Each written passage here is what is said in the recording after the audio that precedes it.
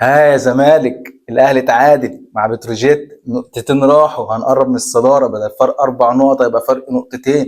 ربنا يكرم بيراميدز بقى ويتعادل ولا يخسر ولا يتعثر باي نتيجه ويفقد له هو كمان نقطتين ثلاثه، ونقرب من الصداره تاني بتاعتنا. بس هل الزمالك يمارس هوايته المفضله ويرفض الهديه، ولا المره دي يتشبث بالهديه؟ عندنا ماتش صعب قدام فريق قوي، قدام فريق بلغه الكره رخم البنك الاهلي. لعيبه تبقى رجاله من اول دقيقه، ينزلوا كانها اخر مباراه في عمرهم، لو ما كسبوهاش هيموتوا. لازم اللعيبه تنزل فدائيه ورجاله ومركزه وتخلص الماتش بدري بدري. ربنا كرمنا وجبنا جول، ما ننامش زي ما بنعمل ويخش فينا الاول ويتعادل ويخش في القصه بتاع كل مره دي.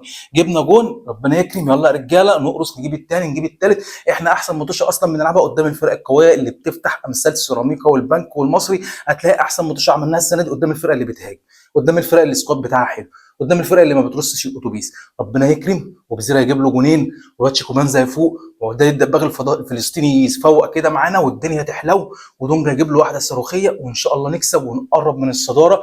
يا زمالك ما تكسفناش، اخواتي وحبايبي، مش تعمل لي شير وفولو لايك، ربنا يديك، اعمل لي فولو بس صلي على النبي الاول صلى الله عليه وسلم. والسلام يا اخواتي.